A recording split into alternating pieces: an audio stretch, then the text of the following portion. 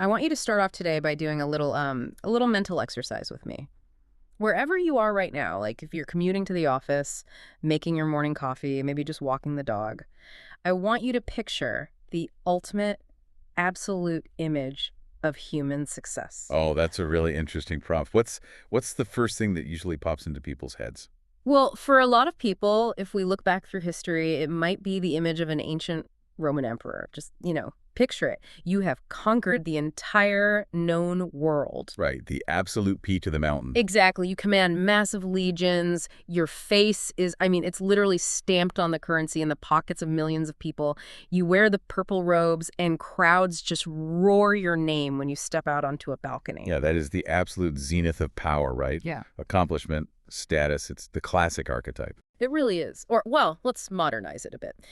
Maybe your image of success is a young, brilliant tech founder, someone who drops out of a prestigious university, starts a company in a dusty garage in their 20s, and by the age of 30, they're named a self-made billionaire. Oh, yeah. They're on the cover of every major business magazine, giving those viral talks online. Exactly. Single-handedly revolutionizing an entire global industry. It is incredibly telling, isn't it? How conditioned we are as a society to default to those exact archetypes. When we think of success, we almost automatically think in terms of massive, visible, external validation. Yeah, we think of wealth, status, empires. Right. We look at those two examples, the emperor and the billionaire, and we assume that person has completely, won the game of life. We assume they've unlocked some secret level of happiness and security that the rest of us are just blindly grasping at.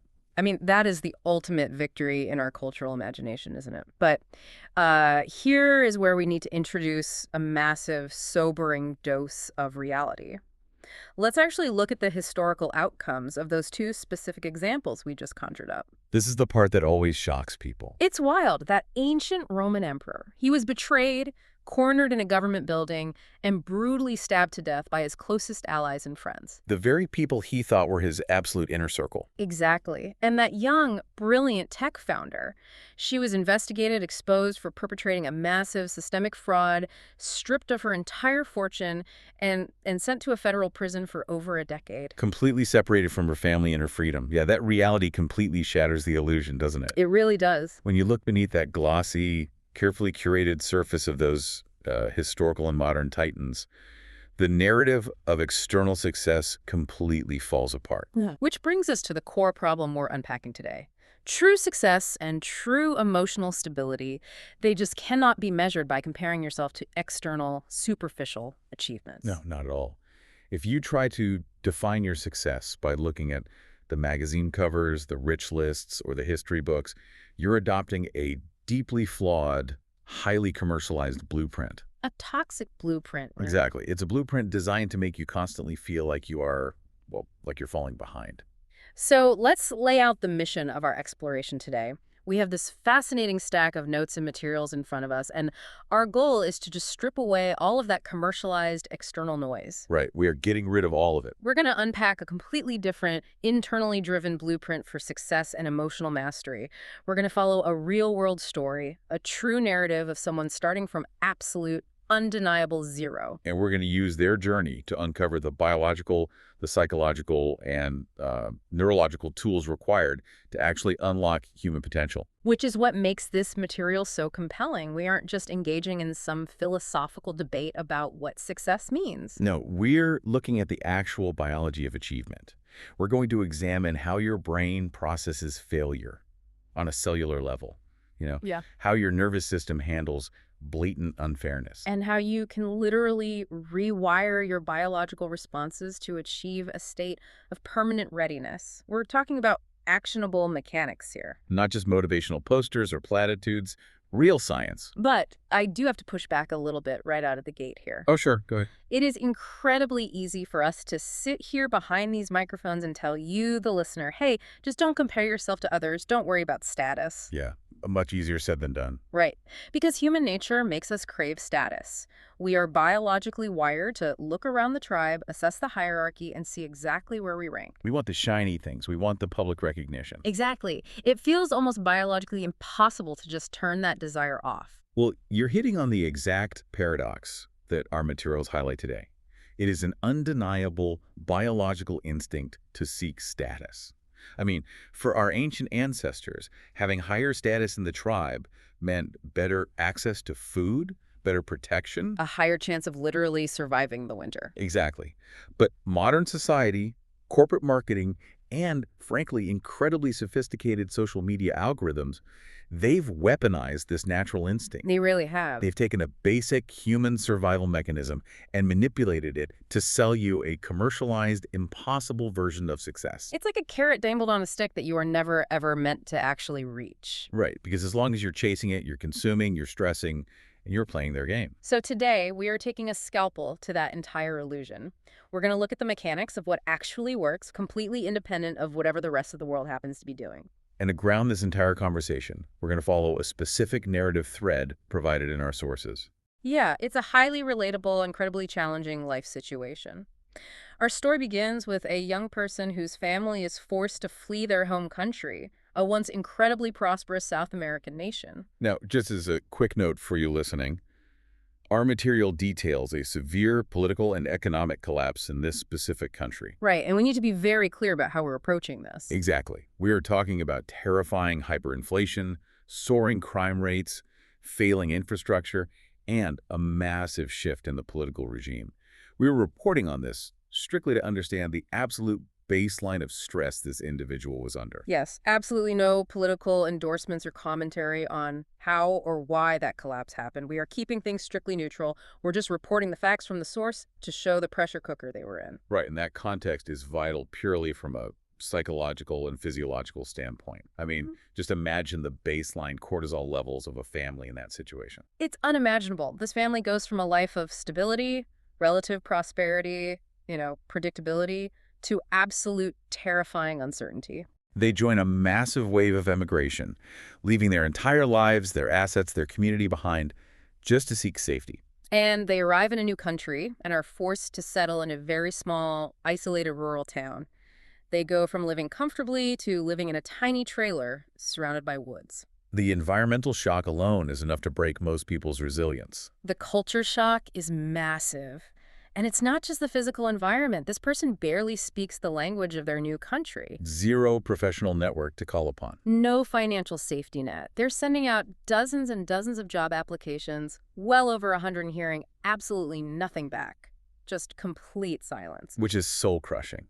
But finally, out of sheer persistence and changing their strategy to physically show up in person, they managed to land a job. But it's not some glamorous corporate role. It's a minimum wage gig at a local video rental store. Now, for someone who previously had a promising career trajectory in technology and design back in their home country, accepting that role could feel like a massive, humiliating step backward. Oh, absolutely.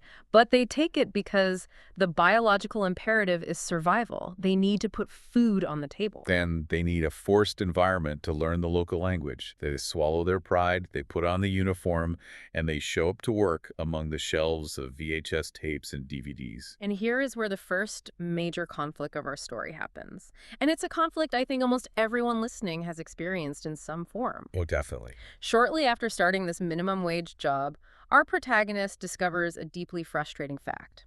A newly hired coworker, someone who is a local, who speaks the language flawlessly, but who has the exact same lack of experience in this specific retail job, is being paid 20% more. I really want everyone to let that sink in for a moment. 20% more for the exact same entry-level job with the exact same lack of prior experience. It is a quantifiable, undeniable metric of inequality just staring them right in the face. It's infuriating. If we think about this in everyday terms, I compare this to playing a highly competitive video game, right? You're putting in all this effort, you're sweating, analyzing the screen, trying your absolute best, and then boom, you suddenly realize your controller has been secretly unplugged the entire time. Yeah, the game is rigged. The system is stacked against you from the moment you hit start. It sparks this intense, burning frustration and confusion in your chest. You think, what am I doing wrong? Why is this happening to me? How is a normal, rational person supposed to react to this glaring, undeniable unfairness without just exploding? That is the fundamental question of emotional regulation. And before we look at how the individual in our story actually solved this 20% pay gap, we need to take a massive step back. Okay, let's pause and look under the hood. Right. We need to examine the invisible internal storm that happens inside our biology during moments of intense conflict like this. Because if we don't understand the physiological mechanics of our reaction, we have absolutely no hope of controlling the behavioral outcome. Because the immediate primal instinct is to storm into the manager's office, slam your fists on the desk, and demand justice. Or to just quit on the spot, walk out the door, and let them figure out the weekend shift themselves. Both of which, strategically speaking, are terrible long-term moves for someone who desperately needs a paycheck to survive. They're catastrophic moves. And our materials introduce a core concept here that explains why our default reactions to unfairness are so self-destructive. It's a concept called emotional illiteracy. Emotional illiteracy. Let's unpack that. The texts argue that modern society suffers from a historical, centuries-long illiteracy when it comes to understanding our own emotional mechanics. For generations, human beings prioritized thinking and doing over feeling. We were culturally conditioned to bury our emotions for the sake of sheer survival. I mean, if you're an ancient farmer plowing a field to survive the coming winter, you don't have the luxury of time to sit down and process your feelings of existential dread. Exactly. You just put your head down and work. So we've inherited this generational habit of just shoving our feelings down into a dark box, locking the lid, and pretending they don't affect our decision-making. But they do affect it. That's the massive blind spot. Oh, hugely. Emotions are not just abstract, fluffy thoughts floating around in the ether of your mind. Emotions are deeply physical, systemic events.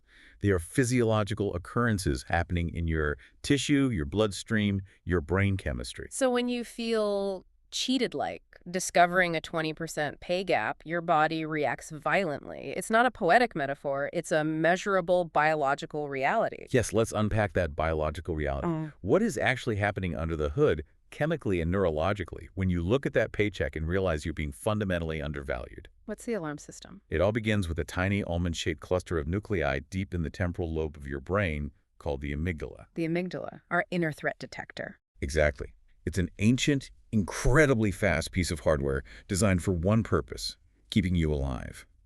When it senses danger, it triggers the HPA axis, the hypothalamic pituitary adrenal axis. Which initiates the famous fight or flight response, right? In a fraction of a second, it floods your bloodstream with stress hormones like cortisol and adrenaline. Your heart rate violently spikes to pump blood to your major muscle groups. Your breathing becomes shallow and rapid to take in more oxygen. Your pupils dilate. And doesn't your digestion completely shut down? It does, because your body is diverting all available energy to literally fight for its life or run away at top speed. It doesn't care about digesting lunch if it thinks you're going to be lunch. I find this evolutionary mismatch completely fascinating because the brain's alarm system, the amygdala, essentially cannot tell the difference between a literal physical threat and an abstract social threat. Is that right? The science is incredibly clear on this. To your primitive amygdala, there is zero difference between a literal grizzly bear charging at you from the tree line and a social threat like discovering workplace unfairness. Or being harshly criticized by a boss. Exactly. Your body reacts to the 20% pay gap as if it is about to be physically mauled. The chemical cocktail flooding your veins is identical. That explains so much about our daily physical experiences. I mean, that explains why your hands visibly shake when you have to give a difficult presentation to the board, or why you feel physically sick to your stomach when you have a heated conflict with a coworker. Your body genuinely believes you are in mortal danger. It's bracing for impact. But here's my question. If our biology is literally screaming at us, pumping us full of adrenaline, telling us to either punch the retail manager in the face or sprint out of the video store into the woods, how do we stop ourselves? How do we override millions of years of evolutionary hardware? That is where the psychological mechanics come in, specifically a cognitive strategy highlighted in the sources. The fundamental premise of emotional regulation is this. You are not your emotions. You are the observer of your emotions. I understand the theory, but I need a really concrete analogy for that, because in the heat of the moment, the emotion feels like it is entirely who you are. Okay, think of your consciousness like a speeding car. When you're emotionally illiterate, when the amygdala takes over, the emotion is sitting in the driver's seat. The anger is literally steering. Right. The anger has its hands on the steering wheel, and its foot is slamming the gas pedal to the floor. And you are just a hostage, locked in the trunk. That's a terrifying image, but so accurate. The observer technique is the mental process of climbing out of the trunk, walking up to the front seat and firmly moving the emotion into the passenger seat. So you aren't kicking the emotion out of the car. No, you can't. Mm. It's still there, it's still loud, it's still entirely valid. Yep. But you are putting your rational mind back in the driver's seat. You take control of the steering wheel. I like that much better than the standard mindfulness advice of just letting things go. You aren't ignoring the anger about the pay gap. You're just refusing to let the anger drive the car. Yeah. But how does someone actually execute that shift to the driver's seat in real time? It relies on a neurobiological mechanism called effect labeling. When you feel that adrenaline hit, you intentionally pause. You take deep, diaphragmatic breaths. Belly breathing. Yes. Which physically stimulates the vagus nerve and sends a signal to your brain that you are safe, counteracting the cortisol. Then you consciously name the emotion.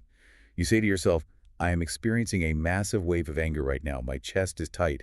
This feels incredibly unfair. So by articulating and validating the feeling, what happens in the brain? You literally force blood flow away from the reactive amygdala and up into the prefrontal cortex, the logical reasoning part of your brain.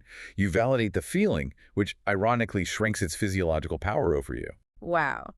So if we bring this back to the individual in our story, they find out about the pay gap. The adrenaline hits, the cortisol floods their system, the inner bear alarm is ringing at maximum volume. But instead of letting the amygdala hijack their behavior, they use the observer technique. They take a breath, they stimulate that vagus nerve, they validate the anger. And by doing that, they keep their prefrontal cortex online. They keep the CEO of their brain in the driver's seat. Exactly. Because they successfully managed that internal, invisible physiological storm, they were able to access the logical, strategic part of their brain to actually solve the real-world problem, which leads us to the first major door of their personal system. The first door. Let's walk through it. What is it centered around? It's centered entirely around radical, unapologetic self-awareness. So let's follow their next move. Our protagonist is calm, they are rational. Instead of walking into the office and complaining to the manager about fairness, which we know rarely works anyway, they sit down and conduct what the source calls a harsh personal assessment. They take a brutal, completely objective inventory of themselves. Right. They accepted their glaring weakness. Their local language skills were currently broken. They could not banter with customers. They couldn't do smooth, persuasive sales pitches, and they couldn't rely on charm. But crucially, they also objectively identified their core strengths. They had a background in tech, they were incredibly fast with computer systems, and they had excellent quantitative and math skills. This is a masterclass in strategic self-awareness. They didn't spend an ounce of energy dwelling on what they lacked. They relentlessly optimized what they actually had. They use their computer proficiency to master the video store's archaic cash register software faster than anyone else on staff. They could process transactions at lightning speed. And they used those math skills to mentally calculate on the fly which customers were renting enough movies to mathematically benefit from the store's paid monthly membership program. I love the mechanics of this. So instead of trying to emotionally charm people into buying a membership, which they couldn't do anyway, they just hit the customer with undeniable, cold, hard logic. You are renting 5 movies today. If you buy this membership right now, the math says it pays for itself immediately and you save $3.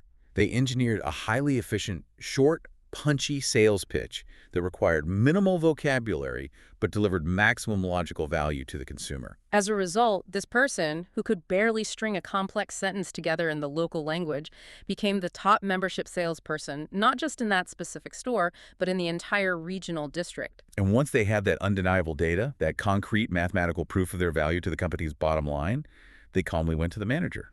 They didn't ask for a raise based on fairness, did they? No, they negotiated a raise based on undeniable, irrefutable value. And they got it. They solved the 20% pay gap by out-strategizing the system. How do we translate this highly specific story into a tool for you, our listeners? It comes down to optimizing your specific build. Yeah. Think about it like a highly specialized tool. If you are a hammer, your job is to drive nails. Right. If you spend your entire life being furious that you aren't a screwdriver, and you try to awkwardly twist screws into wood with your claw, you're going to be miserable, exhausted, and highly ineffective. Mastering self-awareness means stopping the exhausting charade of pretending to be a tool you are not. I play a lot of role-playing video games, and this maps perfectly onto how you build a character. Oh, well, how so? When you start the game, you're given a set amount of points to put into different stats. Strength, intelligence, charisma, agility. If you build a character with incredibly low charisma but maxed out intelligence, you don't try to play the game by charming your way past the You'd guards. fail every time. Exactly. You play the game by hacking the security system or solving the puzzle. You optimize your strategy for the stats you actually have loaded on your character screen. That's a brilliant way to frame it. Hmm. You stop fighting your own baseline stats. Yeah. However, the text provides a massive flashing warning light here. Uh-oh, what's the trap? True self-awareness is not something you can achieve in a vacuum. You cannot just sit in a dark, quiet room, meditate about your strengths, and emerge perfectly self-aware. You desperately need external feedback. Because of our cognitive blind spot. Yes, the psychological barrier here is that human beings are biologically programmed to fall into a cognitive trap called confirmation bias. Ah, confirmation bias, the brain's ultimate ego protection racket. It is so hard to escape. It is incredibly insidious. Confirmation bias is our natural, automatic tendency to selectively seek out, remember, and heavily favor information that confirms our pre-existing beliefs about ourselves. While actively ignoring or discrediting anything that contradicts our self-image. Exactly. We crave information that makes us feel competent. If we believe we're an amazing public speaker, we'll hyperfixate on the 2 people who clapped enthusiastically in the front row, and we'll completely erase the memory of the 20 people in the back looking at their phones. So how do we actually assess our stats accurately then? To survive professionally and accurately assess those stats, you must actively, aggressively invite constructive criticism. You have to ask trusted people, where are my blind spots? What am I genuinely bad at? And then actually listen to the answer without getting defensive, which is incredibly painful. It brings us right back to the amygdala. Hearing someone list your flaws feels exactly like a bear attack to the nervous system. Our immediate instinct is to defend, justify, or attack back. But we have to push through it to get the data. And that brings us to the next phase in our protagonist's journey, which involves a massive, almost devastating dose of external feedback. Having conquered the video store hierarchy and secured the raise, our protagonist is feeling a surge of confidence. So they decide to tackle their biggest, most glaring weakness head-on, the language barrier. They enroll in a local community college and sign up for a crucial freshman-level language and writing class. And this is where they take a massive hit to their armor. They pour all their effort into turning in their very first written essay. After class, the teacher pulls them aside into an empty room. And the teacher doesn't offer constructive notes. They deliver the most blunt, unvarnished, crushing feedback imaginable. The teacher looks at them and says, "Drop this class. You aren't going to make it." I want to pause and really examine the psychological weight of that moment. Yeah. Imagine the emotional impact of those specific words. This is brutal. This isn't a teacher handing back a paper with a red C minuses and some grammar corrections. Right. This is an authority figure, an academic gatekeeper looking at you, someone who has crossed continents, lived in a tiny trailer, fought tooth and nail for a minimum wage job, and built just a sliver of confidence, and telling you that you simply do not have the inherent capacity to succeed. You are fundamentally, hopelessly inadequate. Yes. It makes my chest tight just thinking about it, because in that moment, it ceases to be an academic critique of syntax or vocabulary. It feels like a totalizing attack on their inherent worth as a human being. It feels like the teacher is acting as the voice of society, saying, you do not belong here and you never will. How does a person not just crumble into absolute dust in that room? How do you not internalize that and quit on the spot? To understand the depth of that pain and how to survive it, we have to introduce a deeply profound psychological layer from the texts. When we violently overreact to criticism, or when a piece of feedback cuts us so deeply that it feels like we can't breathe. It's very rarely just the rational adult version of us reacting to the present moment. Exactly. Most of the time, it is our inner child responding to unhealed, unprocessed wounds from our past. The inner child. Let's explore that mechanism, because I think sometimes that phrase gets thrown around in corporate wellness seminars as a bit of a fluffy pop psychology buzzword. I want to push back a little. If I'm a senior manager and a board member is yelling at me about quarterly projections, I can't exactly sit cross-legged on the floor and talk to my 7-year-old self. What does the source actually mean by this structurally? I'm really glad you pushed back on that, because the mechanics of it are rooted in neuroscience, not just metaphor. The inner child refers to the memory networks in your hippocampus and amygdala, where early emotional experiences are physically stored. It's a neurological structure. Yes. Throughout our formative years, we all experience moments where we felt deeply inadequate, abandoned, humiliated, or powerless. Because children do not have fully developed prefrontal cortices, they cannot rationalize these events. They just feel the raw emotion. Right. If those intense emotional wounds weren't properly processed or comforted by a caregiver at the time, the neurological imprint stays lodged in our nervous system. So when the college teacher says, you aren't going to make it, the adult protagonist hears an academic assessment. But their hippocampus instantly pattern matches that tone of voice or that feeling of rejection to a past trauma. The inner child memory network activates. And suddenly the adult is feeling the exact same devastating worthlessness they felt on the playground 20 years ago. The past trauma hijacks the present reality, amplifying the pain tenfold. That makes absolute structural sense. It's a neurological pattern matching error. I want to ask you, the listener, to run an audit on your own life for a second. Think about the last time you completely snapped at a colleague or a partner or a friend over something objectively minor. A delayed email, a slightly sarcastic comment, a dish left in the sink. Was the intensity of your rage really about the unwatched coffee mug? Exactly. Or was your internal memory network reacting to feeling ignored or feeling deeply disrespected, matching a pattern from long before that person was even in your life? The intensity of the reaction is the diagnostic tool. If your anger or despair is completely disproportionate to the actual stimulus, it is a dead giveaway that the unhealed memory network, the inner child, has taken the steering wheel. So the practical boardroom level question is, how do we take the wheel back when this happens? The text offers a powerful, actionable strategy called self-accompaniment. Self-accompaniment. How does that practically work in real time? To keep the rational adult executive function in the driver's seat, we must practice consciously accompanying ourselves through the emotional pain. It means we internally deliberately validate that hurt memory network. Which is the opposite of what society trains us to do. When we feel hurt, our internal monologue usually attacks us. Tough it out, stop being so sensitive, don't be weak. And that internal attack actually causes more stress, releasing more cortisol. Self-accompaniment means you literally pause your internal monologue and offer the compassion that you needed but didn't receive in the past. You internally say, I see that you are hurting right now. This feedback feels incredibly threatening and humiliating. It makes sense that you feel this way. So by validating it, you're actively de-escalating the nervous system. Precisely. When you offer yourself that profound level of self-compassion, your brain releases oxytocin. Oxytocin is a powerful hormone that directly counteracts cortisol. It physically calms the heart rate and signals safety to the amygdala, By validating the pain of the inner child, you chemically calm the nervous system down. which allows the prefrontal cortex, the adult, to step forward, assess the teacher's comment rationally, and figure out a strategy. It's like being the calm, authoritative, supportive parent to your own internal biological state. And because the protagonists in our story managed to execute this, because they flooded their system with self-compassion and validated the emotional wound without letting it destroy their identity, they made a conscious, incredibly powerful choice. They outright refused to drop the class. Not only did they refuse to drop the class, they walked right back up to that teacher, looked them dead in the eye, and said, I will work harder than anyone else in this room. And they backed up that bold claim with staggering action. They dedicated 99% of their waking, non-working hours to practicing the language. They wrote essay after essay. It must have been exhausting. It was humiliating, it was painful, they made constant glaring mistakes in front of their peers, but they absolutely refused to quit. And by the end of that grueling semester, out of 42 students, they were one of only 2 people to earn an A+us. That is an unbelievable triumph of human will.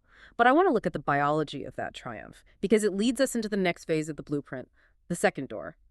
Skill acquisition, breadth, depth, and defeating habit. This is where it gets really interesting mechanically. Why is it so incredibly metabolically hard to do what our protagonist did? Why is our very first overwhelming instinct to just drop the class, go home, and run away from the pain of learning? Because you are fighting a literal war of energy allocation inside your skull every single day. The brain is an incredibly energy-hungry organ. It accounts for about 2% of your body weight, but it consumes 20% of your daily caloric energy. 20%. Because energy is a precious evolutionary resource, your brain is always looking for ways to conserve it. This brings us to the battle between 2 specific regions, the basal ganglia and the prefrontal cortex. Let's define the combatants here. What does the basal ganglia do? Basal ganglia is an older structure deep in the brain. It is the absolute master of habit formation, routines, and automatic unconscious behaviors. Like driving a car on autopilot. Exactly. When you learn to ride a bike or drive a car, the basal ganglia wraps those neural pathways in myelin, so they become automatic and require zero conscious thought. The basal ganglia is the ultimate energy-saving device. Its prime directive is simple. Stay comfortable, repeat what you did yesterday, avoid friction, conserve energy. So when the teacher says drop the class, the basal ganglia lights up and screams, yes, drop it. Go back to the trailer, watch television, stay in your comfort zone, avoid the massive energy expenditure of studying. The basal ganglia just wants us to sit on the couch and survive. But high-level success, learning a new language, starting a business, none of that lives in the basal ganglia. It lives in the other combatant. That is the crux of it. Success lives entirely in the prefrontal cortex. This is the highly evolved, massive front portion of your brain responsible for complex planning, long-term goal setting, executive decision-making, and most importantly, pushing through short-term discomfort for long-term gain. The prefrontal cortex is the visionary CEO of your life. But here is the catch.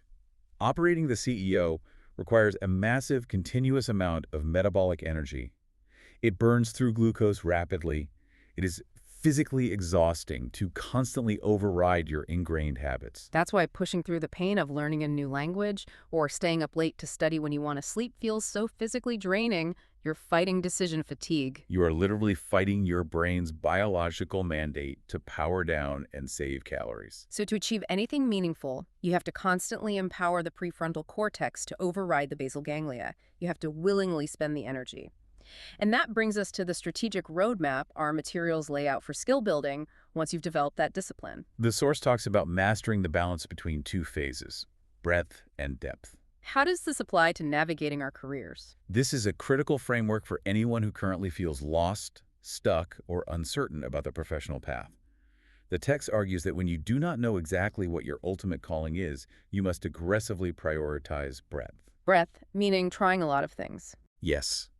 Breadth means experimenting widely and fearlessly. It means taking entry-level jobs in different industries, learning broad, generalizable skills, taking random classes completely outside your college major, reading books on obscure topics. Forcing yourself into diverse environments. In the breadth phase, you are essentially a scientist casting a massive net to gather empirical data about what you actually enjoy, what environments you thrive in, and what your natural stats are. This flies in the face of everything the modern educational and corporate system tells us. Society tells 18-year-olds, you need to pick a major right now, pick a specialized career path, and lock yourself into a 30-year trajectory. It demands immediate specialization. Society forces people into depth long before they are biologically or experientially ready. The texts explicitly, emphatically warn against this. You should only commit to depth, which implies laser-focused, absolute, all-consuming expertise in one specific, narrow niche when you have found a clear, undeniable alignment with your internal goals and your natural strengths. Because depth is expensive, biologically speaking. Depth takes 10,000 hours. It takes years of dedicated, grueling basal ganglia fighting work. The ultimate tragedy is spending a decade achieving absolute depth and expertise in a field that you realize, at age 40, you completely disguise. I always compare this to dating before marriage. You don't commit your entire life, your shared finances, and your future to the very first person you happen to have a crush on at age 16. That would be rushing blindly into depth. Exactly. Instead, you date around. You meet different types of people. You learn what you actually value in a partner, you discover what your non-negotiable deal breakers are, and you figure out what kind of dynamic brings out the best version of you. That is the breadth phase.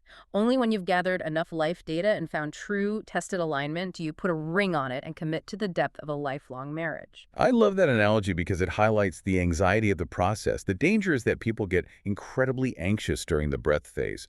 Wandering around, trying new things, and being a beginner over and over again is highly uncomfortable for the basal ganglia. It feels unstable. So to relieve that anxiety, people rush into premature depth just to feel safe and have a definitive label to tell their parents or friends. And that premature commitment is exactly what breeds midlife crises. Let's assume you've done the hard work. You've managed your emotional triggers. You've objectively assessed your strengths. You've gathered data during your breadth phase. You've chosen a path. And you are putting in the grueling hours to build depth. You're on the right track. But now we hit a massive external roadblock. The third door. Managing influences. Because achieving your goals requires consistent, ironclad daily discipline, but the outside world is constantly, relentlessly trying to pull you off your path. This is where we have to examine the powerful social dynamics of success and failure. As we touched on earlier, human beings are deeply, profoundly social creatures. We evolved in tight-knit tribes of about 150 people. For our ancient ancestors, being ostracized or separated from the tribe didn't just mean feeling lonely, it meant literal physical death by starvation or predation. Because of that evolutionary history, we possess an overwhelming subconscious biological urge to fit in, to conform to group norms, and to be accepted by our peers.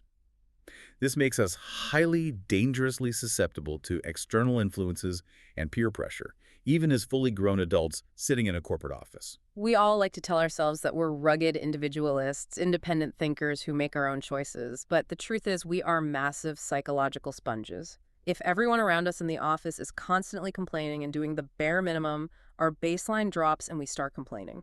If everyone in our friend group is cutting ethical corners, we slowly start cutting corners because the group normalizes the behavior. The group provides cover. And the sources reveal a fascinating, somewhat chilling psychological concept to explain exactly how we justify cutting those corners to ourselves without feeling like bad people. Yes, it's a sociological concept called neutralization. Neutralization theory was originally proposed by criminologists to understand how seemingly normal everyday people could commit deviant or unethical acts while still viewing themselves as inherently good, moral citizens. It's the psychological coping mechanism we use to neutralize the intense cognitive dissonance and guilt that arises when our actions violate our own stated values. Cognitive dissonance is painful. So how does this neutralization actually work in practice? What are the mechanics of the lie we tell ourselves? What are the techniques? There are several established techniques of neutralization, but let's focus on a few major ones. The worst is the denial of injury. We tell ourselves, I'm embezzling a little bit of money, but the corporation is huge, it's just a drop in the bucket, it doesn't really hurt anyone. Another is appeal to higher loyalties, where we justify a bad act by saying we did it for our family or our team. We temporarily, surgically suspend our moral judgment to protect our self-esteem while we do something we know is fundamentally counterproductive. The text points out a terrifying historical fact. This exact same psychological coping mechanism was heavily utilized by the architect of the largest financial Ponzi scheme in global history. When he was eventually asked how he could systematically defraud thousands of people out of billions of dollars over decades, his internal rationalization was essentially, I wasn't blackmailing anyone. I always thought I could trade my way out of the hole. I rationalized that it wasn't really going to ruin anybody in the long run. He didn't view himself as a monster. He neutralized his guilt through denial of injury. That is a terrifying look into the human capacity for self-deception. Because obviously most of you listening are not running multi-billion-dollar international frauds. Hopefully not. But we use that exact same neural architecture, that exact same process of neutralization every single day for the small, mundane things that dictate our success. We use neutralization to justify skipping a crucial workout by telling ourselves, I worked hard yesterday, I earned a rest day. We use it to justify procrastinating on a major career-defining project because we feed ourselves the complete lie that I actually do my best work under pressure. We justify breaking our diet because it's been an incredibly stressful week and I deserve a treat. We are constantly, eloquently neutralizing our own discipline. We are brilliant lawyers arguing against our own best interests. We're constantly negotiating with our own weakness, and our weakness almost always wins because the basal ganglia is aggressively lobbying for instant gratification and energy conservation. So the ultimate question is, how do we fight this? How do we stop neutralizing our goals and sabotaging our own depth? The text provides the ultimate pragmatic antidote. It is a daily, relentless practice of introspection driven by one specific, powerful question. Before you make a choice to deviate from your path, you must pause and ask yourself, how will I feel tomorrow about the choices I make today? How will I feel tomorrow? It's a simple question, but it forces you to mentally time travel. That is exactly the mechanism. Psychologists call it episodic future thinking. By asking that question, you are explicitly pulling power away from the impulsive basal ganglia and engaging the prefrontal cortex. You're forcing your brain to simulate the future emotional state. You're connecting the immediate action of today with the inevitable consequence of tomorrow, effectively overriding the brain's tendency to discount delayed punishments. If I choose to skip this workout and sit on the couch, how will I feel tomorrow morning? I'll feel sluggish, disappointed, and guilty. If I choose to procrastinate on this presentation to watch another hour of television, how will I feel tomorrow during the meeting? I will feel panicked, unprepared, and stressed. Projecting the pain into the future breaks the hypnotic spell of neutralization. That is an incredibly potent tool that everyone can put in their pocket and use right now. It bridges the gap between the present self and the future self. It really does. Okay, we are making incredible progress through this blueprint. We have learned how to master our internal biological reactions, how to regulate our emotional triggers, how to execute strategic skill acquisition, and how to maintain iron discipline against external influences. But as you execute this and inevitably grow in your career, you hit a ceiling. The fourth door. Eventually, you can no longer do everything yourself. You are going to have to interact with, collaborate with, and manage other complex human beings. This brings us to balanced management and the architecture of human relationships. Management is an incredibly vast topic, often overcomplicated by endless thousands of books, seminars, and corporate retreats. But our source material distills the absolute essence of leadership down to a brilliantly simple three-part formula. The three pillars of management. And they apply whether you are managing a massive international project or a small team of 3 people. Number 1, set unequivocally clear expectations.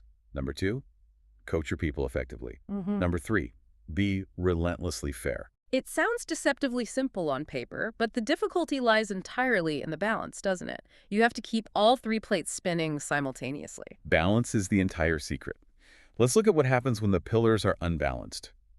If you set brutal, sky-high expectations for your team, but you offer absolutely zero coaching or resources to help them get there, you are not a manager, you are a tyrant. Your team will burn out and turn over in months. On the flip side, if you offer endless coaching, empathy, and emotional support, but you set no clear, measurable expectations, you are running a social club, not a functioning business, and your department will fail to deliver results. And critically, if you have high expectations and great coaching, but you aren't fair, if you play favorites, if you punish inconsistencies selectively, or if you take credit for their work, you instantly destroy the bedrock of all relationships. Trust. You have to constantly, obsessively balance all 3 pillars. That covers direct reports perfectly. But management isn't just about the people sitting beneath you on an organizational chart. It's about how we manage our entire professional and personal network. How do we strategically build relationships that actually help us grow, rather than just endlessly collecting hundreds of meaningless, superficial connections on social media or at networking mixers? The source approaches this network architecture through a well-established psychological framework called social penetration theory. This theory explains the mechanics of how human relationships develop over time, and it uses a very intuitive visual metaphor. Building a meaningful relationship is exactly like peeling an onion. You must move systematically and deliberately from the superficial, protective outer layers toward the vulnerable, stable core. I want to peel this onion layer by layer. Let's walk through the progression. How do we move from strangers to a core network? The outermost layer of the onion is the orientation phase. This is the realm of safe, superficial small talk. You meet someone at an industry networking event, you shake hands, and you talk about the weather, the traffic on the way over, or the quality of the catered appetizers. It's highly curated, heavily guarded, and deeply shallow. The tragic reality is that 90% of professional networks never, ever progress past this outermost layer. The next layer inward is the exploratory effective exchange. Here you start sharing basic, low-stakes opinions. Maybe you share your thoughts on a mild industry trend or a neutral piece of news. You are testing the waters to see if the other person's worldview aligns with yours. You're looking for a signal that it's safe to go deeper. Exactly. And if they signal safety, you move to the third layer, the effective exchange. This is where true vulnerability begins. You drop the corporate mask, you share actual struggles you are having with a project, you freely admit to a mistake you made, or you ask for genuine, needed help. Finally, if that is reciprocated, you reach the core, the stable exchange. This is a deep, consistent, unshakable mutual sharing of trust, value, and absolute honesty. Our materials make an incredibly stark distinction here between what it calls acquaintances and VIPs. An acquaintance is someone who is permanently stuck in the outer layers of the onion. They are fine for small talk, but they won't move the needle on your life. A VIP is someone who has earned their way to the absolute core. And the text insists that you must evaluate your core VIP relationships based on a concept of mutual value, what it defines as a more than zero-sum dynamic. Let's define that term. A zero-sum game is a mathematical situation where for one person to win, the other person absolutely has to lose. There is a fixed pie. A relationship cannot function as a zero-sum game. A true VIP relationship must be more than zero-sum, meaning the interaction itself creates a net positive compounding value for both of you. You elevate each other's thinking. You challenge each other to be better. You actively support each other's goals. If a relationship is a constant, exhausting drain on your emotional energy or your time without any reciprocal value flowing back, that person, no matter how much history you have, cannot occupy a space in your VIP circle. Protecting that VIP circle leads to perhaps the single most important warning in the entire management and networking section, the catastrophic danger of yes men. This is a pitfall that destroys incredibly successful people. A yes man is someone who constantly validates your opinions, agrees with all your ideas no matter how flawed, and tells you exactly what they know you want to hear. And the biological trap here is that our brains absolutely love yes men. When someone verbally validates our genius, our brain releases a massive hit of dopamine. It feels fantastic. It strokes the ego. But in the unforgiving reality of the professional world, false validation is a massive, incredibly dangerous liability. It feels like a warm blanket, but it's actually a blindfold. That is a perfect description. Yeah. You desperately need people in your inner core VIP circle who have the explicit, protected license to tell you the cold, uncomfortable truth. You need people who will look at your grand business plan or your life choice and say, this is fundamentally flawed, you are making a mistake, and here is exactly why. If you surround yourself exclusively with yes men, you are flying a plane completely blind without instruments. You will inevitably make catastrophic, unforced errors because no one in your life had the courage or the permission to warn you about the mountain you were flying toward. I used to use the spinach in the teeth analogy for this, where an acquaintance lets you walk around with food in your teeth while a true friend tells you to look in a mirror. But honestly, based on the stakes we were talking about here, that analogy is way too light. It's not about social embarrassment. It is more like you are about to confidently walk straight into an active minefield. A superficial acquaintance, a yes man, will see the danger signs, but they won't say anything. They don't want to cause friction. They don't want to interrupt your confident stride. They don't want to risk you getting mad at them for questioning your direction. So they stay quiet and watch you walk into disaster. A yes man prioritizes their own comfort over your survival. Yes. But a VIP connection, someone at the core of the onion, will physically tackle you to the ground to stop you from stepping on the mine. It is going to be a jarring, uncomfortable, maybe even painful collision in the moment. You might even be angry that they tackled you. But they literally save your life. You absolutely must cultivate a circle of people who are willing to tackle you when your strategy, your behavior, or your ego is leading you into a minefield. If you don't aggressively curate a network of people willing to give you that radical, truthful, uncomfortable feedback, your failure is just a matter of time. And because you were surrounded by applause, you won't even see the end coming. We are coming to the end of our extensive exploration today, and I want to take a moment to pull all of these complex threads together and synthesize this incredible journey. Let's retrace the steps. We started with a young person, a newly arrived immigrant, stripped of their former status, living in a cramped trailer, working a minimum wage retail job. They were physically and culturally paralyzed by a new environment and staring down the blatant biological trigger of a 20% pay gap unfairness. And the most vital takeaway is how they navigated out of that trap. We tracked how they didn't rely on getting lucky, they didn't rely on inherited wealth, and they didn't have a massive, powerful network to pull strings for them. They relied entirely, exclusively on internal, controllable tools. They mastered the violent chemical triggers of their amygdala by employing the observer technique and effect labeling. They assessed their own baseline stats with brutal, objective honesty. They healed the paralyzing fear of their inner memory networks by practicing physiological self-accompaniment. They forcibly rewired their brain's energy allocation, demanding their prefrontal cortex override the basal ganglia's desperate desire for comfort. They managed external social influences by constantly asking how they would feel tomorrow, defeating neutralization. And they systematically built deep, truthful, more than zero-sum relationships. It is a comprehensive, holistic, biologically sound blueprint for taking absolute control of your own potential. Which brings us to the final, sweeping paradigm shift of our source materials. The ultimate overarching message here is profoundly empowering. The doors to massive success and emotional mastery might look like they are impossibly heavy, double-locked, and guarded by institutional gatekeepers. But the reality revealed by the science is that you are the one holding all the keys in your pocket right Uh, now. that is the most liberating realization a human being can have. There is absolutely no scientific, biological, or psychological barrier inherently preventing you from achieving a state of permanent readiness and capability. You are not missing some crucial secret piece of CEO DNA. You are not biologically barred from high-level success or emotional peace. The neurological and psychological tools we discussed today are completely democratic. They are built into the human operating system. They are available to anyone, regardless of their starting point, who is willing to sit down and do the grueling, unglamorous internal work. So that begs the ultimate question.